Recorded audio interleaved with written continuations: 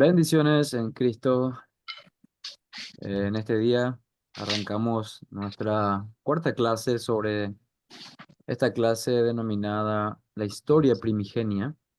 Habíamos visto cómo Moisés, inspirado por el Espíritu Santo, llevando al pueblo del desierto hacia la tierra prometida, estaba registrando en el libro de Génesis no solamente un relato histórico. Recordemos que nuestra fe es histórica. No son solamente palabras de ánimo, sino que son palabras de ánimo basadas en hechos históricos, en una fe apostólica, una fe también que viene desde el Génesis, desde la creación misma, desde el corazón de Dios, quien se reveló a nosotros a través de su palabra por pura gracia. Bueno, Buenas tardes. buenas bendiciones. Estamos entonces arrancando oficialmente ya esta clase, la cuarta y última de esta lección, que se llama La dirección correcta. Abarca desde el libro de Génesis capítulo 6 al 11. Como podrán ver, son bastantes capítulos y las clases anteriores generalmente abarcaban solamente un capítulo o, y poquito más. Pero este sí verdaderamente abarca ya todo el Génesis desde el 6 al 11, bastante la verdad, pero tiene un propósito muy instructivo que el Señor tiene para nosotros hoy. En esta clase veremos la misma presentación de las clases anteriores. Veremos cuál es la estructura literaria que Moisés utilizó. Recordemos de que él utilizó una literatura que no era ajena un estilo literario que no era ajeno a lo que ellos conocían en su tiempo, es decir, escribía sobre eventos históricos del pasado para darle como una brújula de su identidad, de quiénes eran, pero también Moisés escribía con la intención de animarles en su peregrinación a la tierra prometida. Le mostraba paralelos y estructuras para que ellos puedan tener la certeza de que estaban en el camino correcto. Esa es la lección de hoy, de que no se habían equivocado al seguir a Moisés, al seguir el llamado de Dios, al seguir la fe de sus padres. Recordemos que era una generación que tenía seguramente mucha mezcolanza de muchas creencias que aprendieron en Egipto. Eso lo podemos ver porque luego que Moisés se tarda un poquito, ellos ya estaban adorando al becerro de oro, lo que implica de que había todavía dioses falsos de Egipto en sus corazones, y sabemos que hubo mucha muerte debido a esto, que gente que no se quiso arrepentir, los levitas tomaron la espada y 3.000 murieron en un día, y así sucesivamente llegaron a morir 23.000, y muchas personas de esta generación de duros de cerviz, rebeldes, de esta generación que verdaderamente necesitaba aprender del Señor. Necesitaba seguir al profeta que el Señor le había puesto. Esto era lo que ellos tenían que hacer. Pues bien, vemos un poco ahora cómo es la estructura literaria. En Génesis 6 al 11, como vimos recientemente. De esta manera, Moisés está hablando de un rescate mediante un diluvio. Cuando vemos el registro de Génesis 6, y veremos algunos versículos, bastantes hoy, y veremos que en los relatos del diluvio y la Torre de Babel, que son prácticamente los eventos, cumbres únicos y también que tienen una importancia clave para la historia de la redención, veremos que Moisés del 6 al 9, capítulo 6, versículo 9, hasta el capítulo 9 y versículo 17, hasta esa parte llega un rescate mediante un diluvio y tiene varios paralelos. Moisés no solamente cuenta historias y cosa que verdaderamente sucedió, sino que tiene un propósito: animar al pueblo de Israel en su peregrinaje, mostrar que Dios es un Dios de rescate, un Dios de gracia, un Dios de poder y un Dios también que tiene términos para poder seguirle. Veremos también que ese nuevo orden post-diluvio, que uno hubiese pensado, bueno, el Señor lo reseteó todo y listo, ya iba a ser todo nuevo, todo espectacular, y vemos que eso no fue así con el ejemplo de la Torre de Babel. Pero enfoquémonos entonces de que la estructura literaria que veremos en esta parte se divide en dos. Rescate mediante el diluvio, así que todo lo que vamos a estar hablando aquí prácticamente va a tener que ver con eso. Vemos que en este diluvio hay un pacto inicial que el Señor hace con, con Noé, específicamente con Noé. Esto es lo que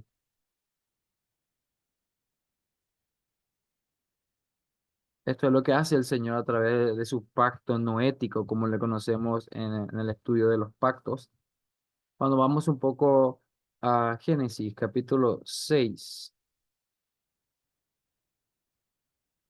versículos del 9 al 22, vamos a tener este relato. A ver, un poco Génesis, capítulo 6, versículo... A ver, ¿dónde estoy yo? Ah, perdón.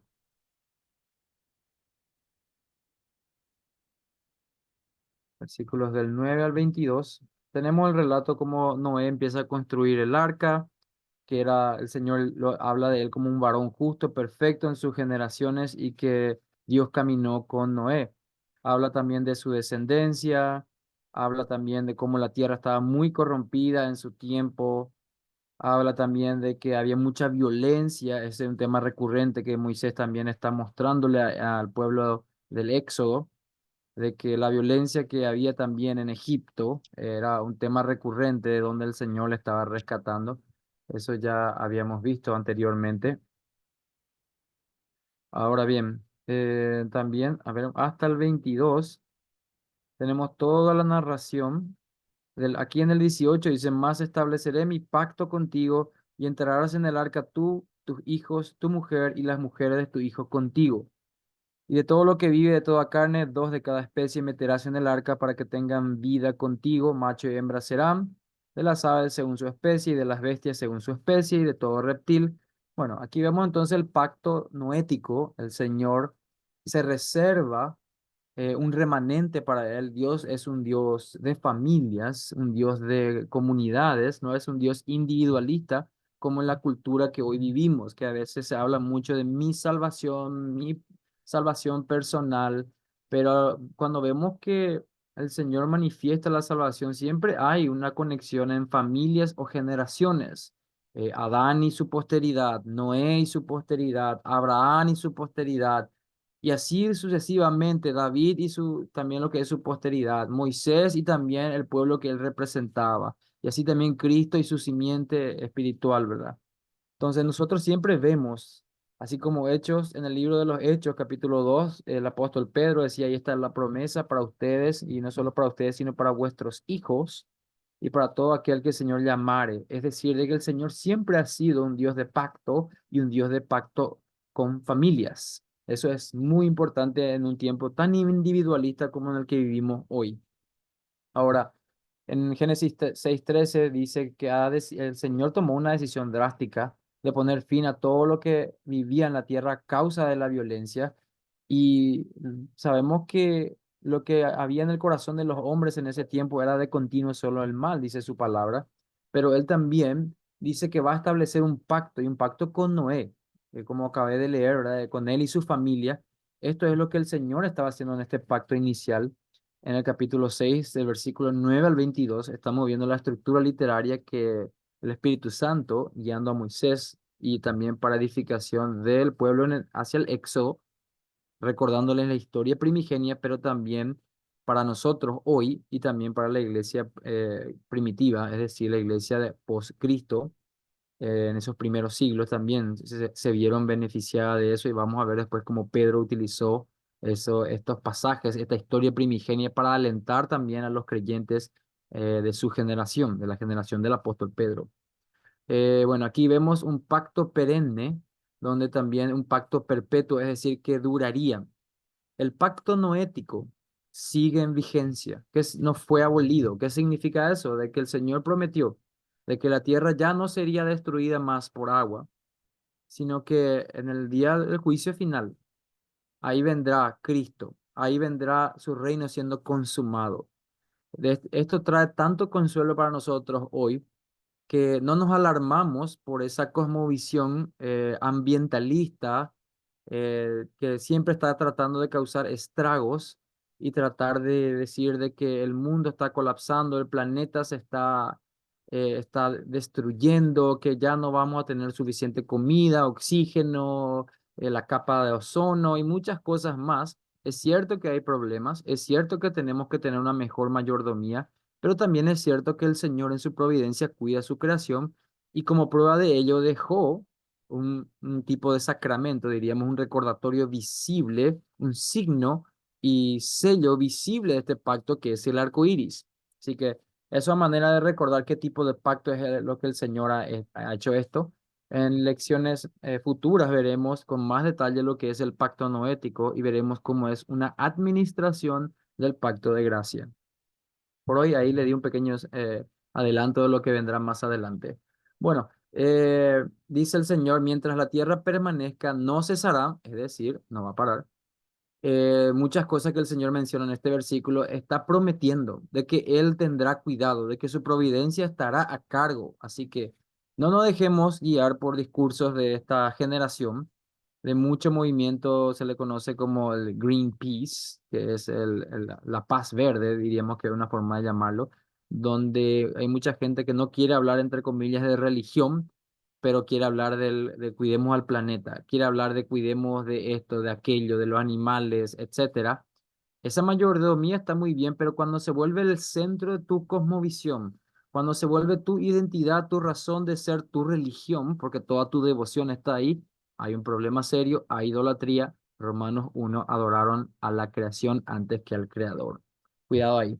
Bueno, Génesis 9, el Señor vuelve a hablar de este pacto que hace con no solamente Noé, que era justo, sino con su familia, es decir, un Dios de pacto, Dios de familias. Hace un pacto familiar, diríamosle, porque después Noé vemos que sus hijos también tienen descendencia y toda su descendencia que somos nosotros hasta hoy tenemos todavía este sello y rúbrica del Señor de que Él va a preservar esta tierra hasta que Cristo venga. Así que, hermanos, sabemos todo lo que está prometido para el fin de los tiempos y sabemos, conocemos las señales que están también reveladas en las Escrituras, que cuando los tiempos se cumplan, el Señor va a venir. No porque le pifiamos, fuimos negligentes al extremo y fundimos el planeta y tenemos que mudarnos a Marte. Hermanos, no, esto no es así. Ok, ya hablé del pacto noético y cómo es un pacto que sigue hasta hoy, es un pacto no solamente con creyentes, sino con todos. Es un pacto común para todos nosotros, para todos los que estamos en esta tierra, los que vivieron y también los que vivimos hoy y también nuestras generaciones que han de disfrutar todavía este planeta hasta que el Señor venga. El Señor habló en esta estructura también, en el capítulo 7, del 1 al 16, de que hay un escape del diluvio, hay un escape de las aguas y uno puede fijarse cómo Moisés ya estaba escribiendo esto, escape de las aguas. ¿Recuerdan cuando Moisés y el pueblo pasó por en medio del Mar Rojo que fue abierto, pasaron en seco? Bueno, fueron bautizados, dice, ¿verdad? Pero prácticamente le roció el agua, pero pasaron.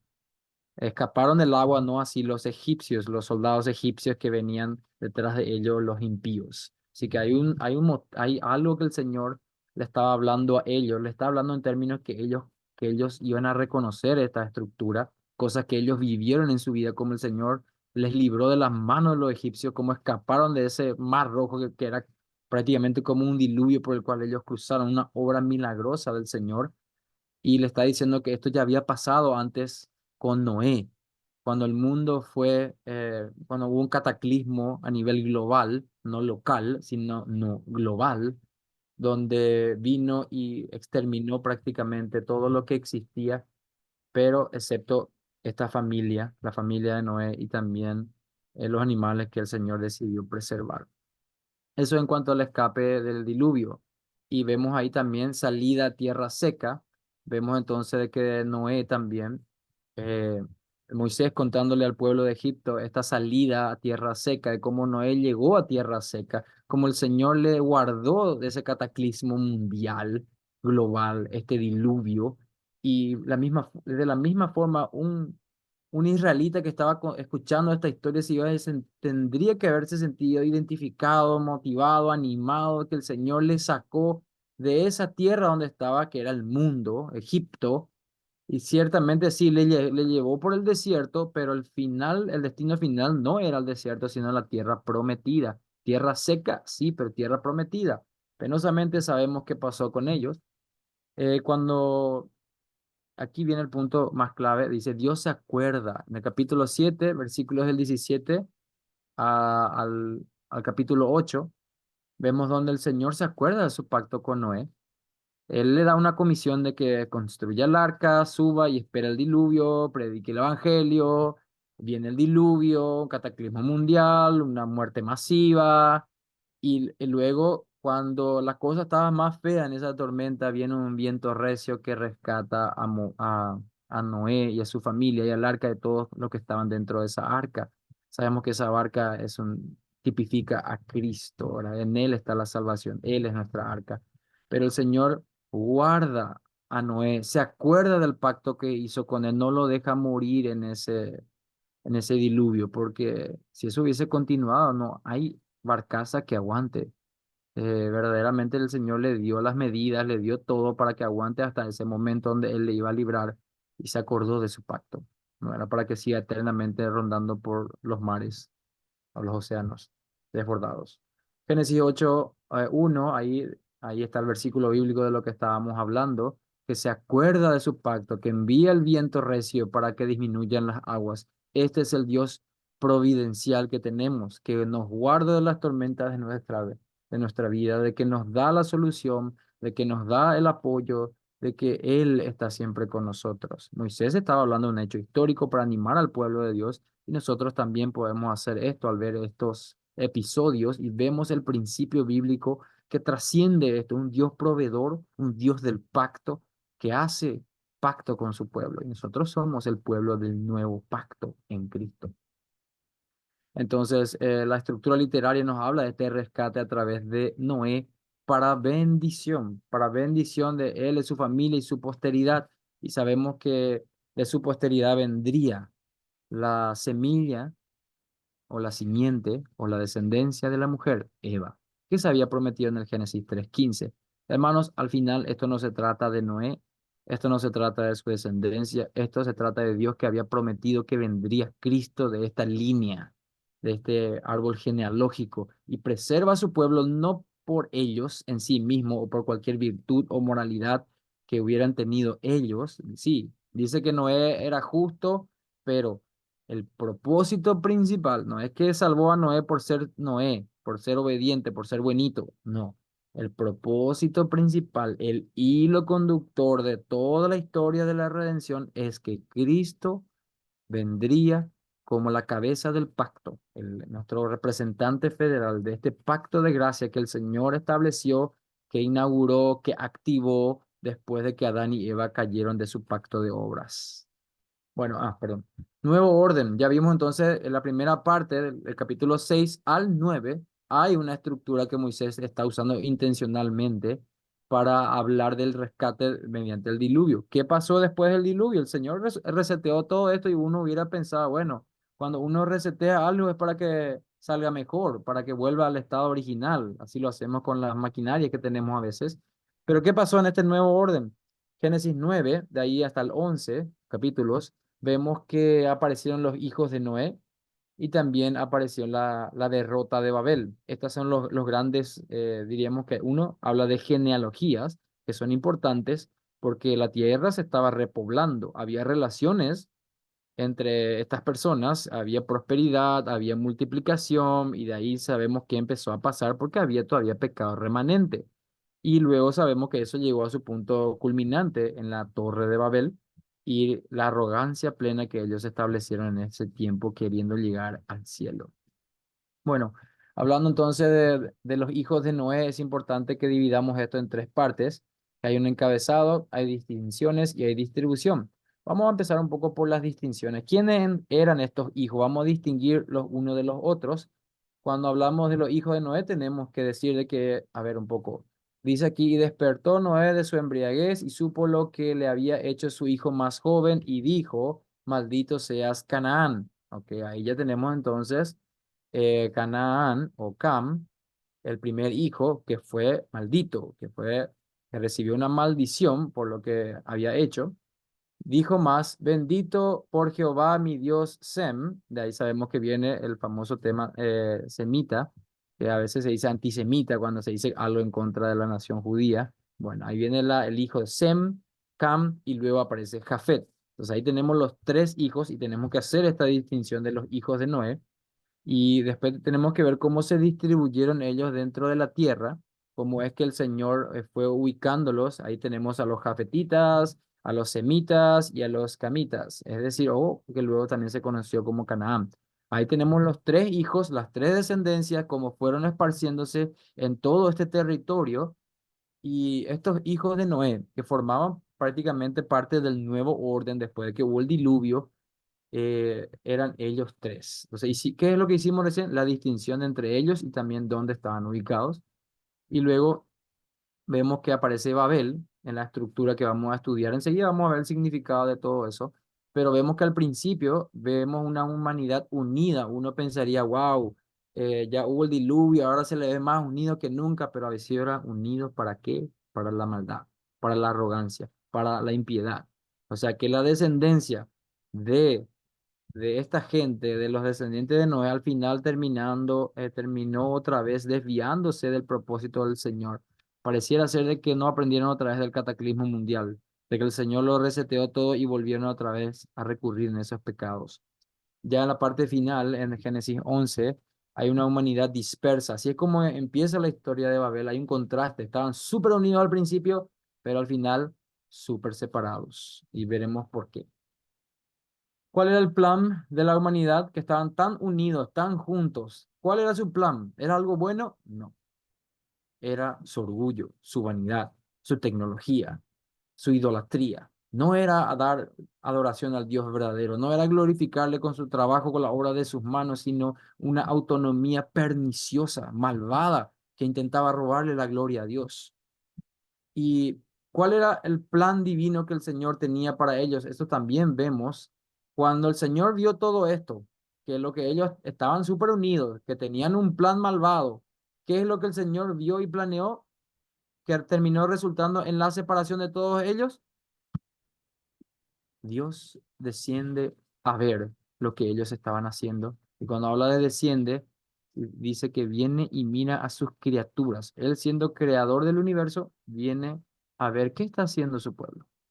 Bueno, esta es entonces la estructura de lo que tenemos en Babel, del capítulo 11, versículos del 1 hasta el 9.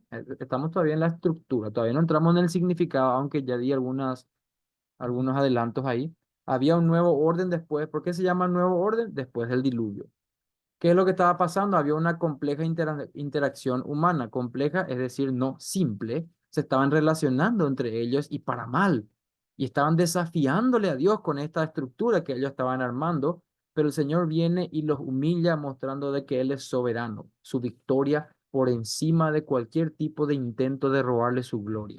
Entonces, el nuevo orden era caótico y el Señor viene y estropea sus planes para su gloria.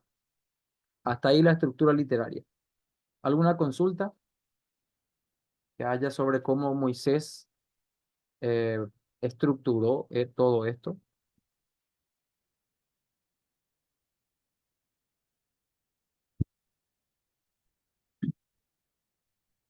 Significado original, ya que tenemos en mente la estructura. Habla del diluvio, habla de Babel. Así de sencillo. Ya tenemos la estructura, dos grandes episodios, un antes y un después, dos grandes eventos. Veamos entonces el significado original primeramente de qué. Del diluvio. También de la descendencia y también de la derrota de Babel. Veamos el primero, rescate mediante el diluvio, que ya habíamos visto que es la estructura, pero ahora vamos a ver qué es lo que significa esa estructura, qué es lo que Moisés quería enseñarles a ellos con ese texto que confeccionó bajo la supervisión del Espíritu Santo, pero de seguro lo estaba diciendo de manera oral para ellos, dada la escasez de materiales como para distribuir la literatura, que no es como hoy que tenemos tanto avanzado. Bueno, con este motivo. Moisés empieza a decirles, bueno, tiempo atrás, antes de que Bueno, ellos seguro ya conocían todo lo que era el diluvio, porque vivían en una era post-diluvio. Ya había muchas civilizaciones que tenían muchos registros históricos, pinturas en las cavernas, leyendas y muchas otras cosas más muy interesantes si uno investiga eso, de que muchas civilizaciones paganas, impías, tenían registros históricos un tanto primitivos, pero tenían sobre el diluvio de lo que había ocurrido, dado que fue un evento mundial, no local, sino mundial y genuino, verdaderamente pasó, no una historia, no un cuento, no una fábula para enseñar un mensaje, una moraleja, no, hecho histórico. Moisés le dice, bueno. Esto sucedió atrás, un hecho histórico, y le voy a decir, le voy a contar qué pasó para que ustedes hoy, pueblo que está saliendo de Egipto, que pueblo que pasó por las aguas del diluvio del Mar Rojo, pasaron y fueron protegidos por el Señor de la muerte segura para ustedes, pueblo de Egipto, que fueron perseguidos por los faraones y su ejército, para el mundo impío de la antigüedad, diría él en ese momento los que no escucharon a Moisés, perdón, a Noé, los que no escucharon al pregonero de justicia, Noé, que predicó el evangelio, que le dijo, súbanse al arca, como diciéndole, súbanse a Cristo, que aquí está la salvación. Dice que comían y bebían y se daban en casamiento, no creyendo de que perecerían, pues nunca había llovido antes, ¿verdad? Bueno, ¿qué es lo que Moisés está haciendo con esta historia del diluvio? Está haciendo conexiones para que el pueblo del Éxodo entienda y que este evento histórico que pasó atrás es su historia, de que el Señor le está confirmando a ellos con paralelo de que están por el camino correcto, que no se han desviado, que no tienen que desear a Egipto otra vez o alguna autonomía o independencia de Dios, sino que son el pueblo de Dios y que están encaminados, el mismo Dios que juzgó con el diluvio, es el mismo Dios que les sacó a ellos del mundo y que les preservó de las aguas del Mar Rojo. Conexiones. Cuando Moisés empieza a conectar todo esto, le dice, bueno, Génesis, antes pasó esto, había un líder, un Noé, un hombre justo que el Señor llamó, levantó como líder. De esta misma manera, el Señor me llamó a mí, Moisés hablando en sentido figurado, estoy usando aquí. Le está diciendo a ellos, antes levantó a Moisés y ahora me levantó a mí. Ahora este escrito que viene de Dios dice que el Señor puso para ustedes un líder también que le va a liberar de la violencia. En el caso de Noé, liberó a los de su casa de la violencia del vendaval, del diluvio. Pero en el caso de Moisés, le libró al pueblo de Egipto y le llevó y le sacó de ahí. Entonces, le está mostrando paralelos para que la gente vea si este Moisés es nuestro Noé. Eso es lo que ellos tienen que ver. La audiencia primaria tenía que ver esto. Cuando Moisés también escribe intencionalmente los términos hebreos, habla del arca con un término hebreo que es prácticamente lo mismo que es el término que se utilizó para la canasta de Moisés cuando él era bebé, cuando fue rescatado, bueno, le dejaron en una canasta y le dejaron correr en el río, fue preservado y llegó a la casa de Faraón en la providencia del Señor. Entonces, coincidentemente, no lo creo. La providencia del Señor. Utiliza intencionalmente el término que se refiere a arca y que se refiere también a la canasta. Diríamos que tal vez un término como un bote, a lo que flota, a lo que le lleva. Otra cosa más que Moisés intencionalmente hace, le dice, miren, el Señor hizo un pacto con Noé, un pacto universal, un pacto con todos, pero también hoy está haciendo un pacto con nosotros, pueblo rebelde que le saqué de Egipto. El Señor acá nos está dando los 10 mandamientos, el pacto sinaítico, el pacto en el monte Sinaí, el pacto donde Él nos revela su carácter en los 10 mandamientos. Cuando ellos veían esto y también conocían la historia que pasó antes, veía que Dios es un Dios de pactos.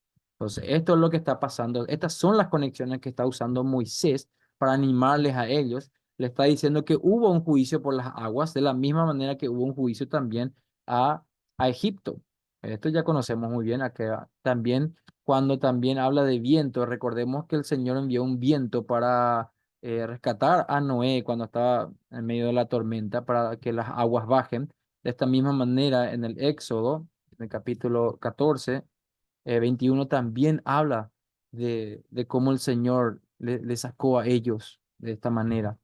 También habla de animales. A ver un poco, quiero ver, Éxodo. Éxodo capítulo 14, 21. ¿Qué dice ahí? Y extendió Moisés su mano sobre el mar e hizo Jehová que el mar se retirase por recio viento oriental toda aquella noche y volvió el mar en seco y las aguas quedaron divididas. Ahí está. Entonces, ¿a qué viento se refería? Al viento que Moisés había generado con su, a ver cómo se llamaba, con su vara. Sí. Entonces, ¿qué es lo que hizo ahí? Había un viento, había paralelo. Lo mismo que hizo el Señor con un viento, rescató a Noé también y rescató al pueblo a través de Moisés. Animales, también vemos que hay un paralelo, hay conexiones entre los animales que también estaban con Noé y también cuando uno ve en el Éxodo que animales que ellos tenían de Egipto los sacaron y lo llevaron también hacia la tierra prometida, en pos de la tierra prometida y en el desierto, ¿verdad? Sabemos que esa generación no entró. Otra cosa que también hay una conexión, se acordó Jehová. Bueno, se acordó Jehová de Noé cuando lo libró, obviamente, de las aguas turbulentas que ya se estaban avecinando muy peligrosamente. También lo hizo con Moisés en Éxodo capítulo 6 versículo 5 donde el Señor había escuchado el gemido de los hijos de Israel a quienes hacen servir a los egipcios y me he acordado de mi pacto, decía el Señor. Es decir, el Señor había hecho un pacto con Noé, y ese pacto vino en rescate de ese pueblo prisionero en Egipto, porque tendría que venir la simiente de la mujer, Cristo. Bueno, entonces ahí vemos esa conexión, también vemos de que hay bendición en la naturaleza también. A ver, Génesis capítulo 8, voy a ir rápidamente. Génesis capítulo 8 versículo 22. Tengo el versículo bíblico que dice, mientras la tierra permanezca, no cesarán. El versículo lo tengo aquí. Ah, no.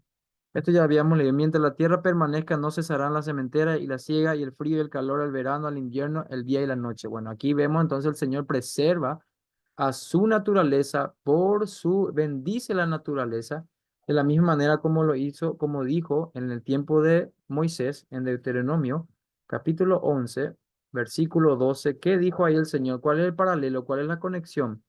Dice ahí, tierra de la cual Jehová tu Dios cuida, siempre están sobre ella los ojos de Jehová tu Dios desde el principio del año hasta el fin. Esto refiriéndose entonces a la tierra prometida, a la tierra a la cual ellos iban a entrar, que el Señor la preservaba, la cuidaba. Entonces hay paralelos también que se ven ahí.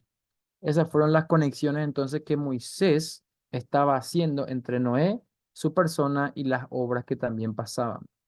¿Y qué implicaciones tiene esto? Cuando vemos estas conexiones, cuál es la implicación? ¿Qué tiene que ver con nosotros? ¿Cómo se lleva a la práctica? ¿Qué es lo que el Señor está queriendo decir? Pues bien, está queriendo decir de que antes, en esa redención de la violencia, cuando vino un diluvio que es violento, mató a todos, prácticamente menos esta familia, eh, la misma cosa pasó, es un paralelo para ellos que también fueron librados de algo terrible que era Egipto. Ellos eran prisioneros, ellos eran torturados, ellos eran masacrados, ellos sufrieron cosas innombrables. Hay un paralelo en esas dos tragedias, en esos dos holocaustos, si queremos llamarlo así.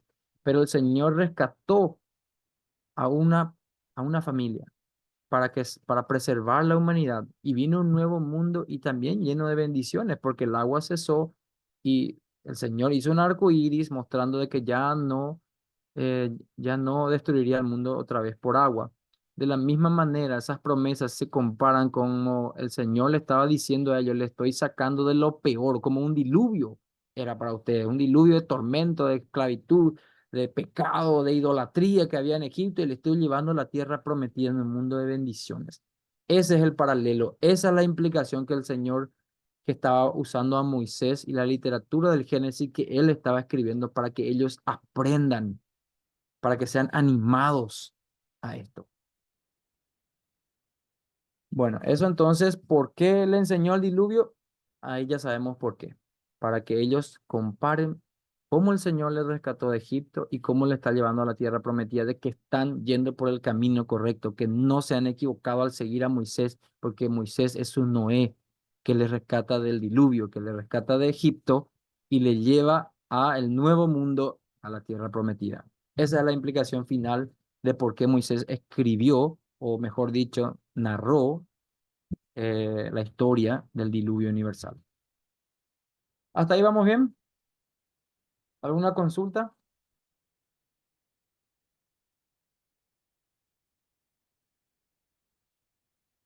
Bueno, seguimos. Ya que pasó el diluvio, fue reseteado todo, una familia, y ya sabemos qué pasó también dentro del arca, ¿verdad? Hubo pecado también ahí, ¿verdad? Hubo embriaguez, hubo cosas innombrables. Bueno, vino una descendencia a la cual también Noé maldijo a sus hijos, ¿verdad? A uno de ellos específicamente. Los hijos de Noé. Vemos qué pasó entonces con esta descendencia y vamos a ver por qué Moisés está hablando de esta genealogía. ¿Qué tiene que ver? ¿Para qué habla de problemas familiares ajenos de hace tiempo atrás? Vamos a ver cómo conecta con la situación que estaba viviendo el pueblo en el Éxodo. Entonces, ¿qué tiene que ver Canaán? Bueno, sabemos que era uno de los hijos de Noé que recibió la maldición. Y cuando habla de beligerancia, está hablando de pelea, de guerra, de problemas. Cuando habla de implicaciones, es cómo se conecta todo esto. ¿Por qué Moisés está hablando del problema familiar y de que se peleaban todo el tiempo? ¿A qué me sirve eso a mí siendo un israelita ahora en el desierto? Moisés, ¿para qué me está contando esta historia? Voy a ponerme hipotéticamente en el lugar de un israelita escuchando oralmente a Moisés contando esta historia del diluvio y ahora viene, ahora Moisés, qué espectacular estuvo esa parte, ¿y ahora qué? ¿Y ahora qué? Ahora le voy a contar sobre los hijos de Noé. ¿Y qué me interesa a mí eso? ¿Para qué me va a contar eso? Espera, te voy a decir para qué te voy a contar. Vamos a primero a hacer un recuento histórico de lo que pasó y luego vamos a ver qué es lo que el Señor nos está queriendo decir, las implicaciones. Génesis 9 del 25 al 27, ya habíamos leído entonces como Noé maldice a uno de sus hijos, maldito seas Canaán, ¿verdad? Siervo de siervos serás a tus hermanos. Dijo más, bendito por Jehová será Sem, ahí está el segundo hermano, y sea Canaán su siervo. Entonces ya está poniendo aquí a Canaán, a Can, por servidor, por esclavo, por siervo, a su otro hermano, Sem. Y luego aparece otro hermano. Engrandezca Dios a Jafet y habite en las tiendas de Sem y sea Canaán su siervo. Es decir, dos hermanos siendo bendecidos, pero uno siendo maldito, de esclavo, de siervo, en una posición inferior por algo que él hizo. ¿Qué tiene que ver esto? Moisés, ¿qué tiene que ver esto? Bueno, está bien, se plagueó Noé y le maldijo a su hijo. No, esa maldición llegó a él y a su descendencia y creó cosas que a veces creemos de que un problema familiar no puede tener tantas ramificaciones, no puede llegar a afectar tanto. No, si conocemos la historia de David, ¿cómo empezó su pecado? En el tiempo que los reyes salen a la guerra, él se quedó hasta por ahí, ahí en el tejado, en la azotea, y vio a una mujer, la codició, la trajo, algunos eruditos dicen que la violó, después mandó matar al marido, y sabemos todo lo que pasó, el bebé murió, eh, y luego viene la maldición y dice que la espada siempre estará sobre tu casa, hablándole prácticamente de que su pecado iba a ser el detonante del reino dividido. Sabemos la historia del reino dividido, Israel y Judá, y hasta hoy ese reino no está, no, ese pueblo que fue dividido en ese tiempo, étnicamente hablando, ¿verdad? No llegaron a esa unión. Entonces, vemos las ramificaciones, la misma cosa con Abraham. Tenemos religiones en el mundo hoy que las religiones abrahámicas son el cristianismo y el islam. ¿Y de dónde viene esto? Bueno, el judaísmo también, ¿verdad? Pero ¿de dónde viene esto? De Abraham, que decidió tomar un atajo porque no pudo esperar la promesa del hijo de la promesa y estuvo relaciones sexuales con su esclava, Agar, y su descendencia Ismael. De esa descendencia vinieron los árabes y de esa descendencia vino el Islam, los musulmanes que hoy conocemos y hasta ahora tenemos la historia de las cruzadas, tenemos todo eso. Así que no podemos decir de que una historia familiar, un problema familiar no puede llegar a tener tantas implicaciones. No, sabemos que hay muchas historias que por generaciones hubo grandes problemas. Bueno, me extendí demasiado ahí, perdón. Bueno, entonces, un hijo maldito y dos bendecidos. Este hijo maldito, Cam, y los otros dos bendecidos, Sem y Jafet, vemos en Génesis 9 al 18, los hijos de Noé que salieron del arca fueron Sem, Cam y Jafet, y Cam es el padre de Canaán. Ahí empezamos ya Cam y Canaán, la relación de Canaán. Y Cam, padre de Canaán, vio la desnudez de su padre. Es decir, ahí vino la maldición por una falta grave para él. Fue maldito y Canaán estuvo bajo el servicio o estuvo enemistado siempre con Sem y Jafet. Por eso entonces Canaán fue maldito. Por eso ahora vamos a ver cómo entraron en problemas, guerras bélicas, beligerancia. ¿Qué es lo que estaba pasando? Acá volvemos otra vez a ver la maldición de Noé sobre estos hijos que ya vimos recientemente. Pero aquí vamos a analizar un poco el texto. Siervo de siervo serás. Ya vimos también esto de que uno de sus hijos sería siervo y Canaán será su siervo. Es decir, la maldición que está haciendo, se está diciendo aquí. Dice, y habite en las tiendas de Sem y sea Canaán su siervo, para que Canaán sea su siervo. Bueno, ¿había problemas? Sí. ¿Llegó como consecuencia de la maldición? Sí. ¿Hubo guerra y problemas? Sí. Bueno, ¿cuál era la implicaciones? ¿Para qué le está contando Moisés esto al pueblo del Éxodo? ¿Cuál es la implicación o la aplicación que hay para ellos? Bueno, Génesis 10, hablando ya entonces de la Torre de Babel, después del diluvio. Y después se dispersaron las familias de quién? De los cananeos, de la descendencia de Noé. En el nuevo orden, en el nuevo mundo, después del diluvio, su descendencia se esparcieron por todas partes, de tal parte a tal parte, donde fueron, jaque, Sodoma y Gomorra, jaque, fueron a muchas partes y llegaron a la tierra que se le conocía como Canaán, la tierra de los cananeos. Ellos fueron a ese lugar tan próspero, tan fértil y luego los israelitas de la descendencia de Sem, y también de Jafet, vamos a ver después, ellos fueron eh, ordenados a ir y entrar a la tierra prometida, cuando conocemos la historia de Josué, que Moisés no entró en la tierra prometida, pero Josué sí entró, y vemos que hay una guerra santa, hay una guerra donde el Señor le dice a su pueblo, obedezcan la ley, saquen a todos los cananitas de aquí, que no, ustedes no se van a parecer a toda la idolatría, a todo el paganismo, a todo lo perverso que ellos son. Entonces, cuando leemos el libro de los jueces, sabemos a qué tipo de civilización nos estamos refiriendo, a la gente que vivía en Canaán.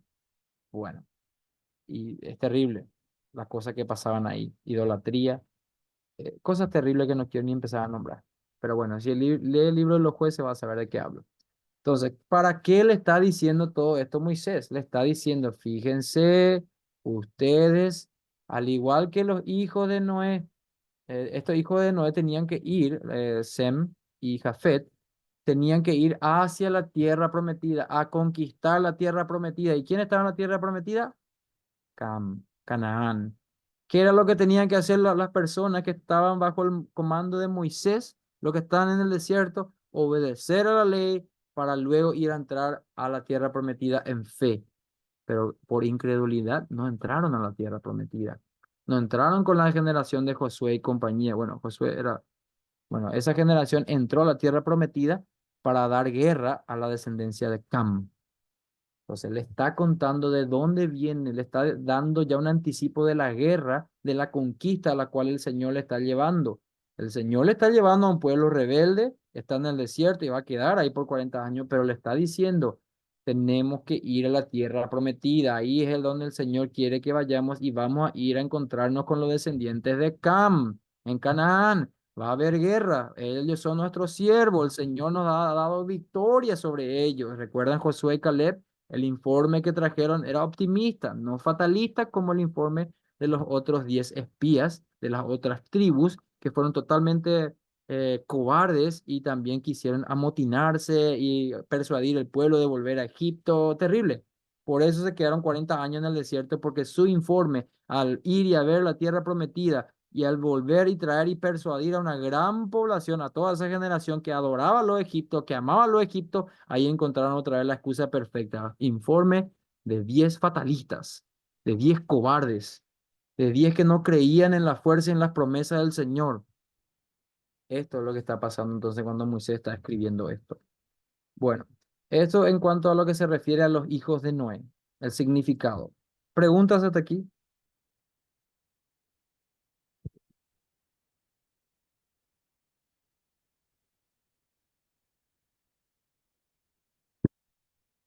Bueno, derrota de Babel.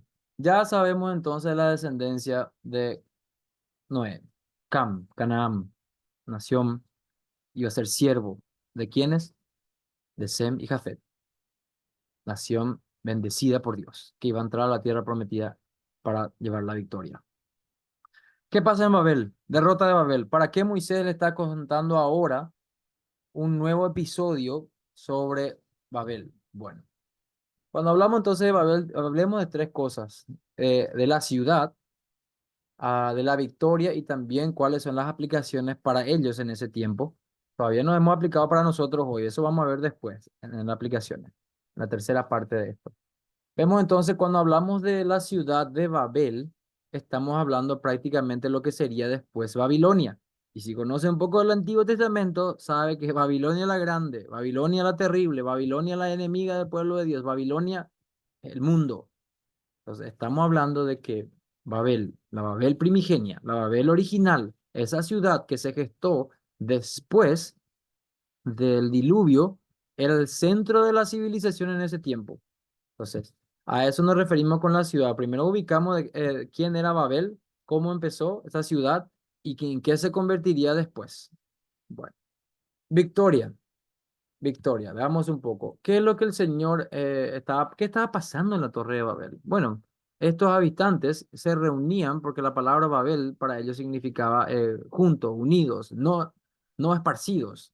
Eso es lo que significaba para ellos para estos habitantes, el estar juntos, el estar unidos. Pero en un toque irónico, viene el Señor y le dice, no, los va a separar. Sabemos que eso fue lo que ocurrió, les confundió el idioma y ya no pudieron prosperar en sus planes egocéntricos, arrogantes e idólatras. Ya no pudieron prosperar porque el Señor en su soberanía los detuvo. Esta ciudad también tenía un tamaño considerable. Fijemos que cuando empezó la ciudad de Babel, empezó a decir, vamos, edifiquémonos una ciudad y una torre cuya cúspide llegue al cielo. Wow, qué arrogante. Ya ostentaban tener un tamaño como nunca antes se había logrado en la construcción. Obviamente, en ese tiempo, una construcción de tal magnitud implicaba poderío, implicaba poder ser vencedores en las guerras, muchas otras cosas más. Bueno, y obviamente no hay gloria para Dios aquí en sus planes, no hay para nada. Pero el Señor, mirando sus planes, en Génesis 11:5 le dice, y descendió Jehová para ver la ciudad y la torre que edificaban los hijos de los hombres, la descendencia de Noé, estaban edificando algo para su propia gloria. Y viene el Señor y les ve. Qué momento de terror. Y interesantemente, cuando dice descendió, en el versículo anterior, y descendió Jehová en un toque irónico, Moisés utiliza una palabra que es descender, es decir, que Dios es tan grande que tiene que agacharse y mirar a estas pequeñas criaturas que están en rebelión, a estos habitantes que se creían tan grandes. Moisés escribiendo intencionalmente con términos hebreos, dice, Dios descendió. De tan grande que es, descendió a ver lo que la hormiga estaba queriendo hacer. Babel también tenía una gran reputación. ¿Qué era la reputación de Babel? Que era portón de dioses, de que ahí se gestaba todo lo grande, todo lo magnífico, todo lo poderoso. Eso era lo que ellos creían y se jactaban de lo que ellos estaban logrando. Pero viene el Señor, perdón. Por esto fue llamado el nombre de ella Babel, porque allí confundió Jehová el lenguaje de toda la tierra. El Señor viene y utiliza de manera auditiva, paralelos, palabras similares a través de Moisés y la literatura que él escribe para decir de que no es que significa portón de dioses, significa confusión, significa que el Señor confundió utilizando palabras de sonido similar. Para ellos, Babel era, wow, el portón de dioses, pero el Señor y Moisés, a través de Moisés, escribe con un lenguaje que Babel suena a confusión.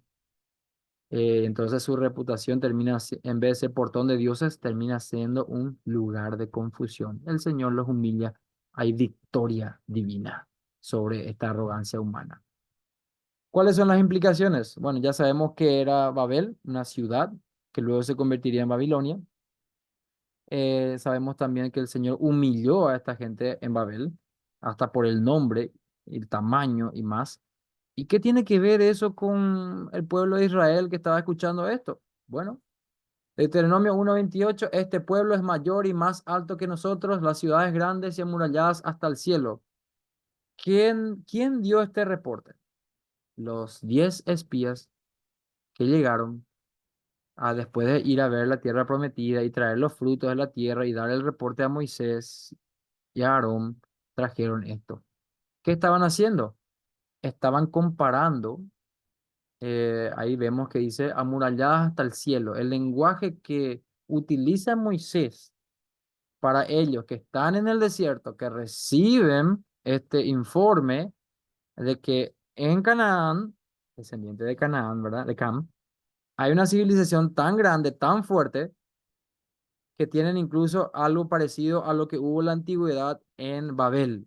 Moisés le está diciendo, Babel cayó, Babel fue humillada. De esta misma manera, estos pueblos, por ejemplo, Jericó y la muralla de Jericó, ¿verdad? Que Josué tuvo la victoria sobre ellos. Esta misma nación de Canaán también tendrá el mismo destino que tuvo Babel. Eso es lo que Moisés está diciéndole a ellos. Para eso le está animando a ellos. Esa es la implicación. Ese es el significado original de todo lo que Moisés escribió para este pueblo en este tiempo. Les habla de que el Señor les rescató a ustedes de Egipto de la misma manera como rescató a Noé y a su familia. Hizo un pacto con Noé, hizo un pacto con Moisés. Moisés, siendo el autor, le está diciendo, hizo un pacto con nosotros. Yo siendo su representante Moisés, pero anteriormente lo hizo con Noé y su descendencia. Y ahora es con Moisés y también con su pueblo. ¿Hubo problemas? Sí, hubo guerra. Entre los hijos de Noé hubo guerra, sí. Y eso es lo que también nosotros vamos a tener cuando lleguemos a Canaán. Va a haber guerra, pero vamos a conquistar. ¿Hubo victoria sobre Babel? Hubo. El Señor lo humilló, el Señor trajo la victoria y también la habrá ahora que vamos a ir a Canaán. Moisés le está motivando, animando, mostrándole su identidad, mostrándole que no es la primera vez que esto pasó en la historia, por si acaso ustedes estén aterrorizados de miedo de entrar en ese lugar de estos 10 cobardes que vinieron a traernos este informe patético, no creyendo en nuestro Dios, en su poder y en sus promesas. Yo le digo que esto ya pasó anteriormente. Babel ya cayó antes y Canaán va a caer también. Canaán, los descendientes de Canaán, el Señor le dijo, la descendencia de Canaán sería siervo de Sem y Jafet, y eso somos nosotros, le decía Moisés, animándole allí, vamos a conquistar, vamos a ir a la tierra prometida. Ese era el significado original que Moisés tenía para la primera audiencia que recibió el libro de Génesis, contando de su historia. Amén. Hasta ahí llegamos entonces en el significado original. ¿Hay alguna pregunta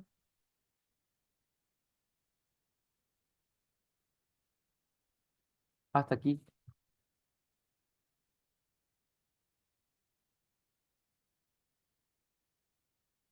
Si está todo claro, por favor me escriben en el chat. No sé que alguien tenga problemas de micrófono y está queriendo hablar o ya empezó a hablar y está todo ok. Me puede dejar algo ahí en el chat. Voy a mirar. Todo claro de mi parte. Muy bien, gracias, hermana Mariam.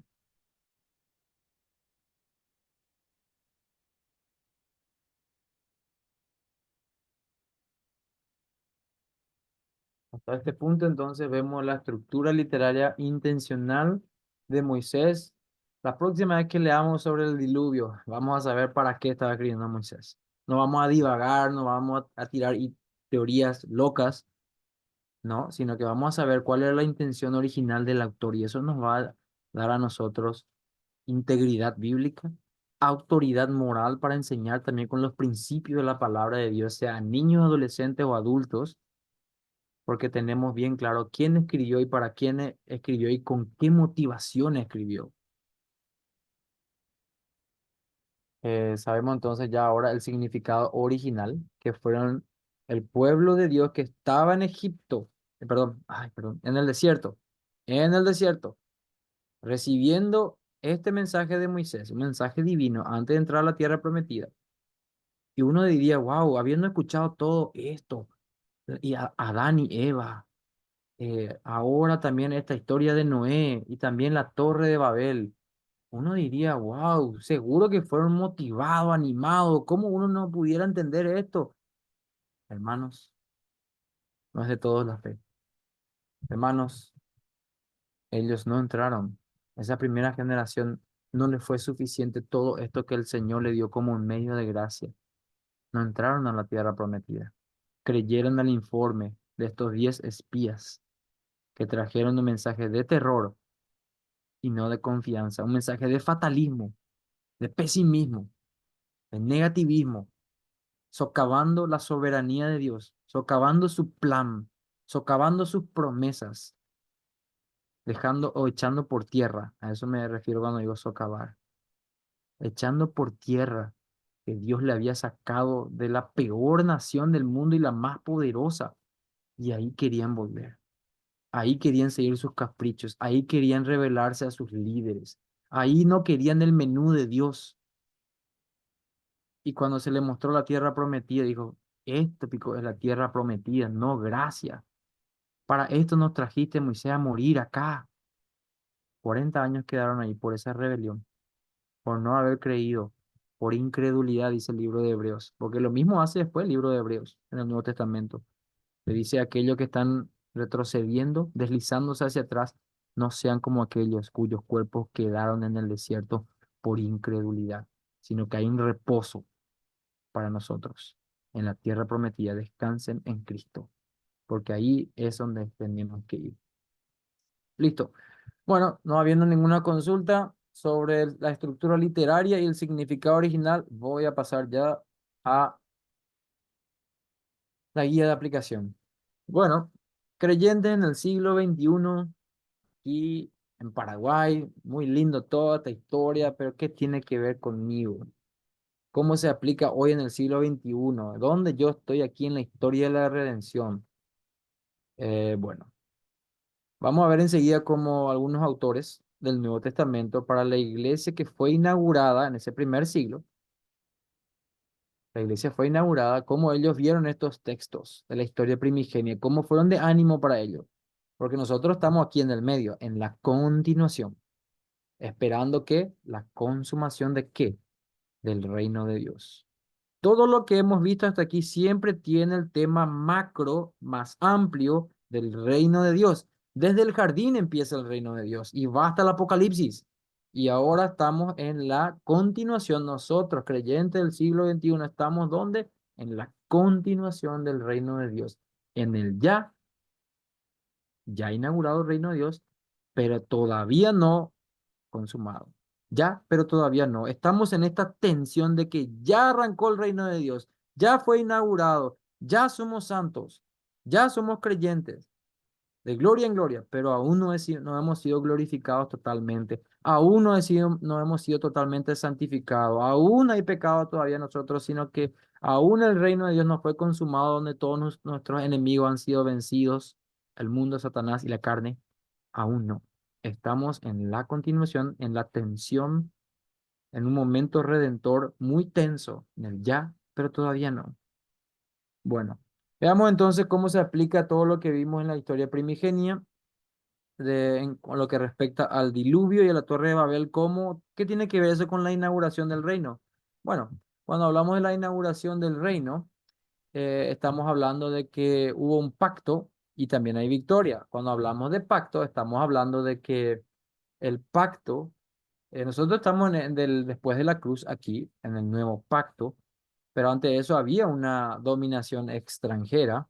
Ahí entonces nosotros estamos hablando de que eh, cuando en este tiempo, antes que venga Cristo, había mucha expectación de reino, había muchas historias sobre Mesías, falsos cristos, muchos movimientos políticos, militares queriendo derrocar a las naciones que estaban, le tenían bajo, en yugo a ellos, y cuando llega Cristo sabemos que Roma está a cargo.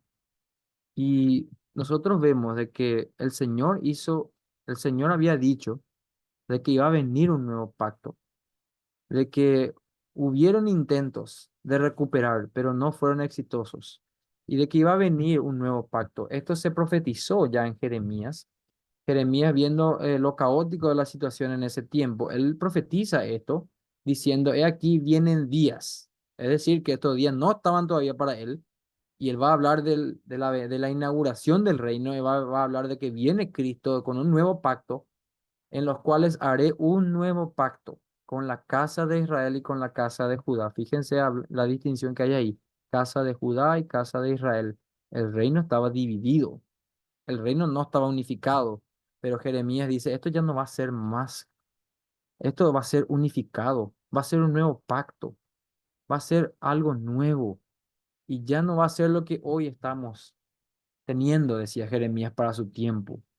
Y esto nosotros lo conocemos bien, este lenguaje, el lenguaje del nuevo pacto, porque cuando Cristo viene, habla en estos términos, dice, esta copa es el nuevo pacto. ¿Qué nuevo pacto? El que Jeremías había profetizado. Bueno, que iba a unir al reino, porque tenía la casa de Israel y la casa de Judá era el reino dividido.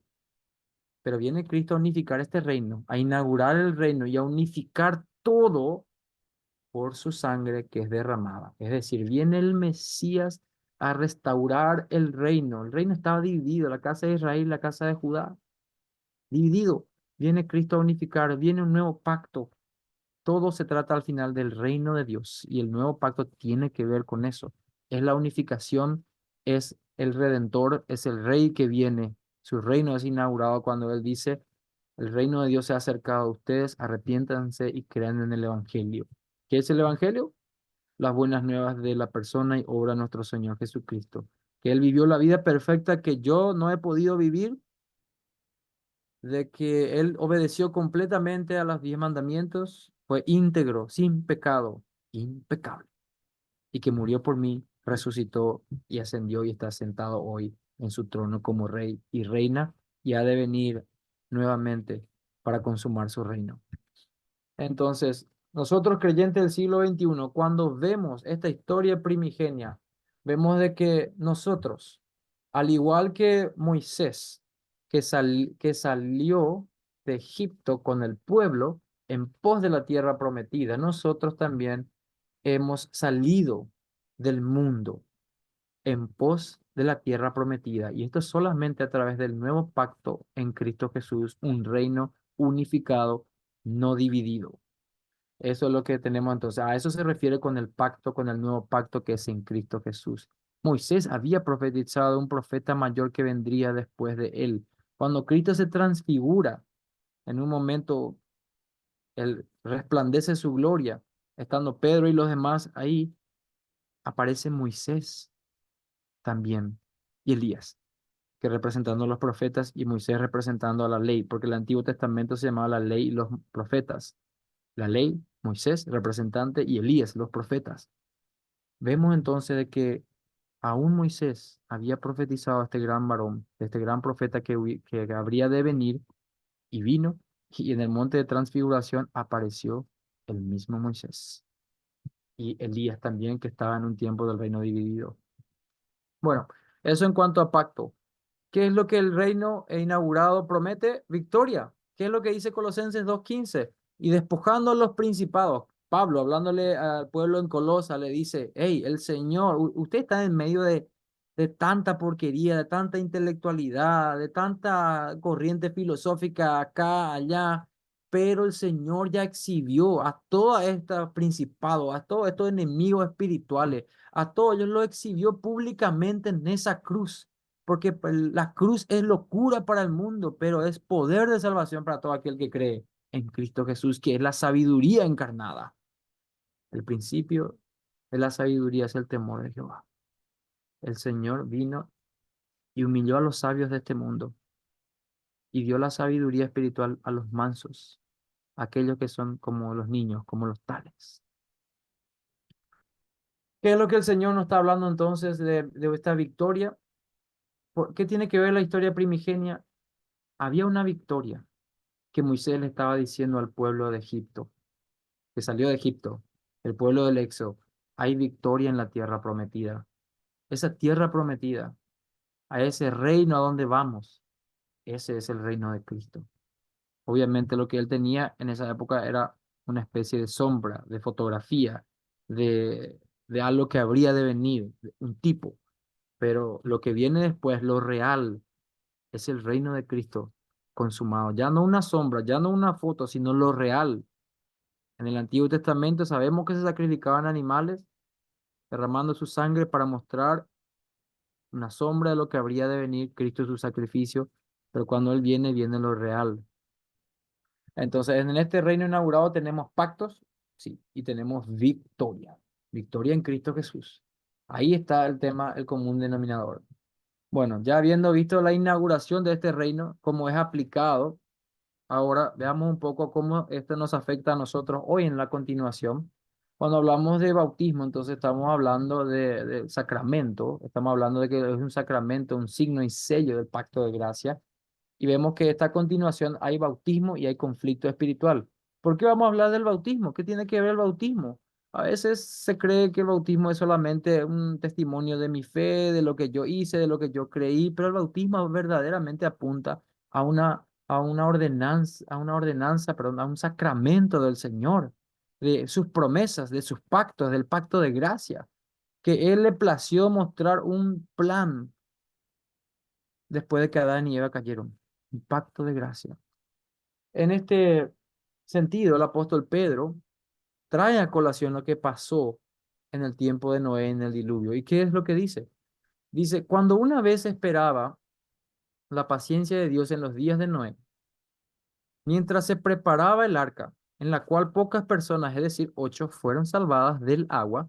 Aquí entonces Pedro, en el Nuevo Testamento, a creyentes que estaban escuchando esto de la iglesia primitiva en la época de Pedro, Jesús ya ascendió, la iglesia en Hechos ya empezó, la iglesia se estaban fundando, le escribe a los creyentes en un tiempo donde la gente se estaba burlando de ellos y decía, ay, ¿cuándo es lo que va a venir tu Cristo? Vos decís que va a venir, pero nunca viene.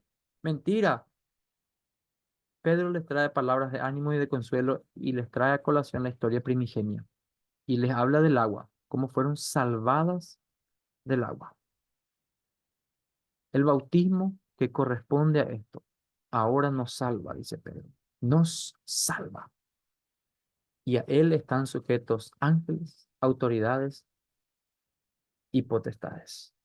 Pedro está diciendo aquí algo tan importante. Le habla a ellos diciendo, en el tiempo de Noé, él predicó el evangelio como estamos predicando nosotros. Y va a venir el día donde va a venir el juicio que vino a todo el mundo. Y nosotros, los verdaderos creyentes que esperamos en Cristo Jesús, seremos salvos. Y este es el bautismo del cual seremos, con este bautismo seremos salvos. No está diciendo de que yo porque me derrame un poquito de agua ya soy salvo. No es eso lo que está diciendo. Cuando hablamos de salvación del agua, el mismo Pedro lo aclara después, un poquito más adelante, dice, el bautismo que corresponde a esto, es decir, ¿qué pasó en el arca? ¿Qué fue lo que hubo ahí? Hubo un rescate, se predicó el evangelio. Y cuando vemos que subieron al arca y fueron salvados, ¿qué es lo que estaba pasando ahí? Hubo una salvación por subirse en el arca. Él está diciendo a ellos, súbanse en el arca. Recuerden lo que pasó anteriormente. 8 personas fueron salvas. Ahora también, hoy, en esta historia, ustedes también. Pedro le dice luego y aclara para que no haya ninguna duda. Les dice, no quitando las inmundicias de la carne, es decir, no hay que bote lavar con agua y listo, ya sos limpio, ya sos salvo, ya sos regenerado. No, eso trae el Señor cuando quiere y como quiere y donde quiere. Pero él habla aquí de una conciencia, de una buena conciencia hacia Dios. Es decir, de que si esas inmundicias de la carne, de la putrefacción del mundo sale de vos, es cuando tenés una buena conciencia, cuando viniste en arrepentimiento y confiaste en Cristo Jesús, cuando tu regeneración se confirmó, cuando sentiste el hedor del pecado, y el amor por la santidad y el amor por su palabra, el hambre por su palabra, ahí tenés confirmación de una buena conciencia. Ahí ves que tu bautismo fue eficaz, que apuntaba a la salvación en Cristo Jesús, a la regeneración y a la salvación. Porque a eso apunta al final el bautismo. El bautismo no es solamente algo que yo hago para mostrar mi fe. El bautismo, hermanos, es un sacramento que apunta, que es un símbolo que el Señor dio de su salvación y que viene con su autoridad, sello y signo. Signo y sello. Signo, símbolo. Sello trae su autoridad, su rúbrica de que es de Él. La salvación es del Señor, del pacto que Él hizo con la humanidad, diciéndole de que vendría un Cristo que tomaría su lugar, que sería obediente hasta lo sumo y que moriría en la cruz. A eso apunta el bautismo, no a algo que yo expreso, no es yo y Dios dándole un testimonio a Dios, no es que el Señor le dice, bueno, tu bautismo, decime, a ver, contame un poco qué es lo que te pasó, que antes uno era creyente y ahora sos. No, el bautismo no apunta a eso. Bueno, en este diluvio entonces vemos que ese bautismo es un bautismo de juicio, ¿verdad? Entonces eso también, cuando el Señor le dijo a a su discípulo también, yo tengo un bautismo del cual ustedes no saben. Cuando el Señor ellos se estaban jactando y le estaban diciendo al Señor, Señor, queremos también ir y morir contigo. Ah, ustedes no saben el bautismo que yo tengo, hablando de un bautismo de condenación, el bautismo en su cruz, donde él sería crucificado. Y más adelante vamos a ver los paralelos que hay entre la circuncisión y el bautismo. Y como vemos que él mismo habla de su cruz como un bautismo, así como en el diluvio también. Cristo fue a la cruz a morir por nosotros. Pero eso vamos a ver después. Continuación. Esto es lo que aprendimos entonces en esta continuación de que este bautismo es lo que verdaderamente representa. Pedro lo estaba utilizando para dar ánimo y hablar de nuestra salvación, de nuestra regeneración, porque a eso apunta el bautismo. Pero también Pedro dice de que va a haber conflicto espiritual. No es que voy a ser creyente y se te acabaron los problemas. No. Efesios 6 nos habla de que tenemos que tener toda la armadura. ¿Para qué te vas a poner la armadura si no vas a entrar en guerra? ¿Para salir en la foto? No. Para la guerra. ¿Por qué? Porque el diablo está como un león rugiente. El diablo está ahí peleando. El diablo está intentando hacernos caer. Tenemos lucha. No contra carne y sangre, sino contra potestades, principados. Y el Señor nos dice a través de Pablo, hablándole a los efesios, le dice que toma toda la armadura de Dios para poder resistir en el día malo. Esto es en el reino de Dios hoy para nosotros, en la continuación del reino de Dios, tenemos que ponernos la armadura para estar firmes. Cuando vemos entonces de que en este nuevo pacto, en esta continuación del reino de Dios, hay un conflicto espiritual, hay. En este tiempo tendremos conflicto como lo tenían también ellos. El pueblo que escuchó por primera vez la historia primigenia y estaba a punto de entrar en un conflicto bélico en la tierra de Canaán, en conquista, en pelea, guerra espiritual para nosotros hoy también. ¿Ok? Entonces, eso en cuanto a la continuación. Pero ¿qué hay de la consumación? Cuando el Señor venga y consume totalmente su reino, tendremos otra vez algo parecido a lo que tuvimos en el diluvio, un cataclismo final, algo que va a poner de cabeza al mundo, al planeta, a todos, un cielo nuevo y tierra nueva. Y como Pedro estaba diciendo, ya no va a ser por agua, sino va a ser por fuego. Y va a haber una batalla final también. Lo mismo que el Señor le estaba diciendo a ellos que iban a entrar hacia la tierra, en pos de la tierra prometida para hacer guerra con los descendientes de de Canaán. Porque eso fue lo que hizo el Señor, mandó a su pueblo a la tierra prometida a hacer guerra, batalla. Segunda de Pedro, ¿cómo utilizó Pedro esto? Sabiendo primero esto, decía Pedro, que en los postreros días, estamos en los postreros días, hermanos, vendrán ¿qué? Burladores, ok, andando según sus propias concupiscencias, su propio deseo carnal, diciendo que, ¿qué pasó de que Cristo iba a venir? ¿Qué pasó? Qué mentiroso que es tu Cristo, no le creas más, ¿cómo vas a creer en eso? Nunca vino queriendo burlarse de nuestra fe y de nuestra esperanza.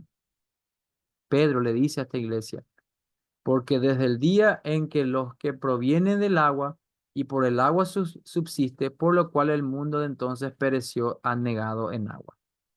Pedro está trayendo a colación lo que pasó en los tiempos de Noé. Gente que no creyó que venía la lluvia, que venía el diluvio y que creyó a Noé loco por construir semejante arca. De la misma manera, Pedro dice, estos burladores también recibirán el mismo juicio que recibió la gente en el tiempo de Noé. Está haciendo un paralelo con la historia primigenia de Noé. Entonces, esto es lo que estaba pasando. Pedro, hablando del diluvio de Noé, haciendo una comparación con el regreso de Cristo, así como Noé esperaba el diluvio y la salvación en el arca que estaba construyendo, que el Señor le mandó que construya. De esa misma manera, Pedro usa esta ilustración, este ejemplo de lo que pasó en el diluvio. Así que aquí tenemos la historia primigenia del libro de Génesis. Y yo otra vez quiero hacer un hincapié muy importante aquí. Si Pedro, el apóstol Pedro, quiere animar a los creyentes en Cristo Jesús porque había tanta mofa, tanta burla, tanta humillación y si se quiere bullying, ¿por qué le diría una historia que es una fábula? ¿Por qué utilizaría una fábula como el diluvio? Como algunos dicen que es una fábula. Eso verdaderamente nunca ocurrió, ¿no? Y tratan de buscarle la quinta pata al gato para intentar probar de que nunca pasó, pero hasta ahora la arqueología y la ciencia sigue dando razón a que hubo un cataclismo mundial. Entonces, eso es para aclarar un poco todavía de que yo no creo que sea mera ficción lo que pasó en el diluvio. ¿Para qué utilizaría Pedro? Es como si fuera que quiero dar consejería a alguien que está pasando mal y le digo, te voy a contar una fábula del sapito que quiso cruzar qué sé yo, el río, bla, bla, bla, y le cuento una fábula con una moraleja. ¿Piensan ustedes que eso sería de gran aliento cuando estoy en un momento tan clave, una consejería donde esa persona está pasando por terribles momentos de oscuridad en su vida espiritual y donde está pasando persecución? Y yo le voy a contar una fábula. No lo creo. Bueno, segunda Pedro 3:7 dice, pero los cielos y la tierra que existen ahora están reservados por la misma palabra, guardados para el fuego en el día del juicio y de la perdición de los hombres impíos. Es decir, perdón, aquí, ¿qué está pasando aquí? Pedro le dice, va a venir un día. Estos burladores dicen, se burlan de nuestra fe, pero va a ser como aquel día donde no creyeron que vendría el juicio por agua, pero ahora ya no va a ser por agua, ahora ya va a ser por fuego. Va a venir el día del juicio final y va a cambiar todo esto. Ya habíamos visto de que aquí es el cielo nuevo y tierra nueva y todo va a ser renovado por el fuego. Ya no va a venir un cataclismo mundial acuático, sino que va a venir por fuego a transformarlo todo. Esto es lo que Pedro está diciendo, prácticamente contándonos cómo va a ser el futuro sobre aquel día final. ¿A qué entonces apuntamos con la consumación? Cielo nuevo y tierra nueva cuando Cristo venga. Estos hermanos que estaban peregrinando con Moisés eh, apuntaban a la tierra prometida. Y esta es la consumación del reino de Dios. Ir a la tierra prometida con Cristo Jesús, la ciudad celestial. Hasta ahí entonces lo que es el cataclismo final de la consumación. Pero cuando hablamos de batalla final, la última parte, sabemos que también va a haber una batalla en el día postrero. Entonces vi el cielo abierto y aquí un caballo blanco, una imagen de un caballo de guerra. Y el que lo montaba se llamaba Fiel y Verdadero, y con justicia juzga y pelea. Sus ojos eran como llama de fuego, y había en su cabeza muchas diademas. Y tenía un nombre escrito que ninguno conocía sino él mismo. Estaba vestido de una ropa teñida en sangre, y su nombre es el verdadero Dios, el verbo Dios, perdón. Y los ejércitos celestiales, vestidos de lino finísimo, blanco y limpio, le seguían en caballos blancos. De su boca sale una espada aguda para herir con ella a las naciones, y él las regirá con vara de hierro, y él pisa el lagar del vino del furor y de la ira del Dios Todopoderoso. Hay un lenguaje de guerra, hay un lenguaje de batalla espiritual aún para el día de la consumación final. Hablamos recién de que había guerra espiritual para hoy que estamos nosotros aquí, en la continuación, pero en la consumación también habrá un día de guerra final. Cuando el Señor habló en la historia primigenia de que iban a entrar a Canaán, había una guerra que tenían que llevar adelante, para ellos literal, para ellos no en sentido figurativo ni nada, era totalmente literal.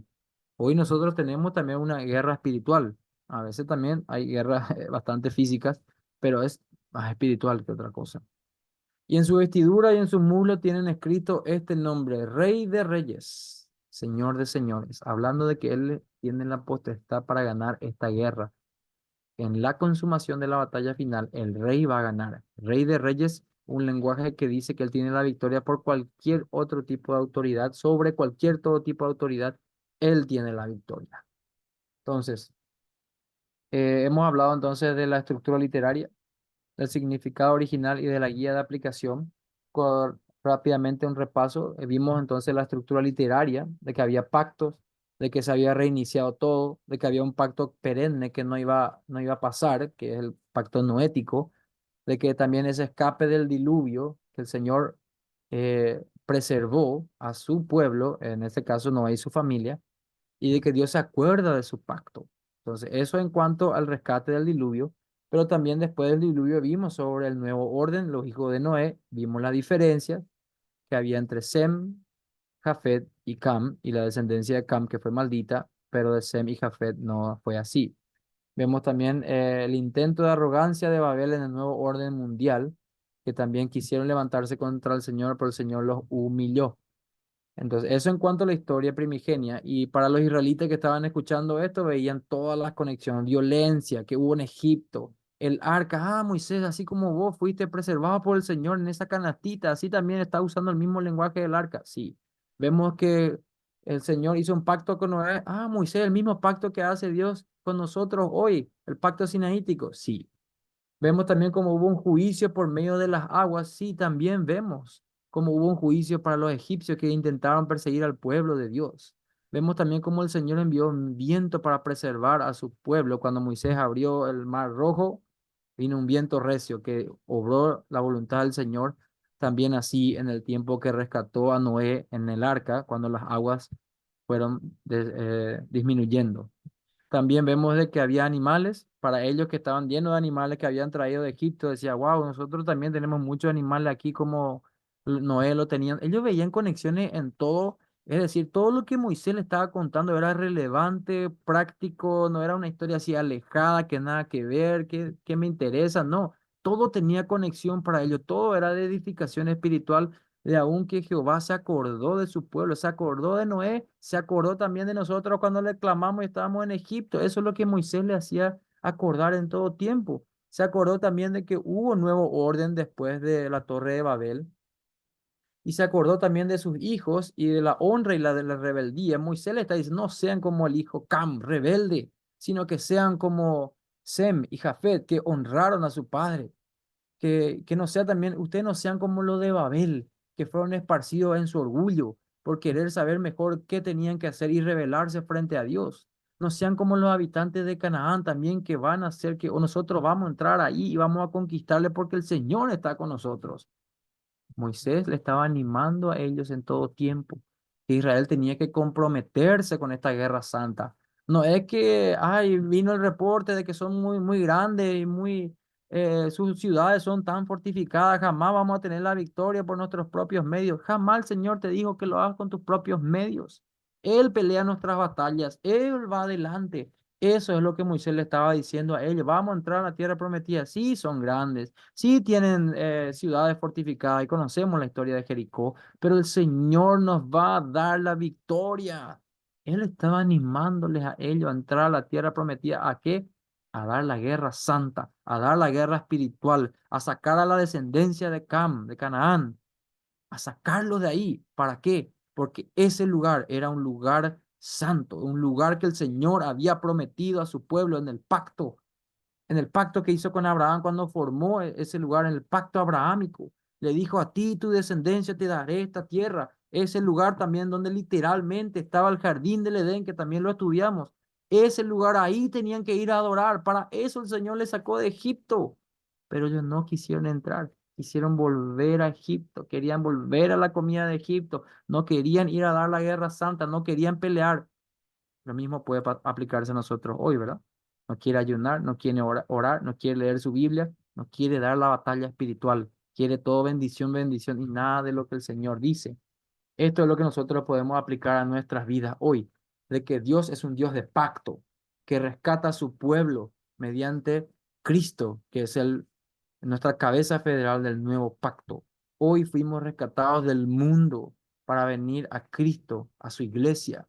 Estamos en victoria porque Cristo es victorioso, Cristo es militante y triunfante que pone a sus enemigos, perdón, bajo sus pies. Él está en el trono, no está ahí esperando en zozobra a ver qué pasa. Él está triunfando y poniendo a sus enemigos bajo sus pies. A pesar de que vemos mucha catástrofe en el mundo, Él sigue obrando hoy a favor de su reino que va expandiéndose. Hay una victoria espiritual, hay una victoria que trae el Señor, hay una victoria para su iglesia también. Y también tenemos nosotros el bautismo en este tiempo de continuación, de que apunta a esa salvación, como recibió Noé en el diluvio con su familia, de esa misma manera ese es el bautismo que nos limpia de buena conciencia, como ellos subieron al arca con papá Noé, así subimos al arca con Cristo y seguimos hoy en esta guerra santa y anhelando lo que viene, una victoria definitiva. Cuando la gente quiere burlarse de nosotros, vamos a ser como Pedro, que Pedro también animó a otros creyentes de que va a venir un cielo nuevo y tierra nueva, va a venir un juicio, como vino con el diluvio, pero ya no por agua, sino por fuego, y estemos preparados para subir al arca que es Cristo. Entonces, a esto queríamos llegar.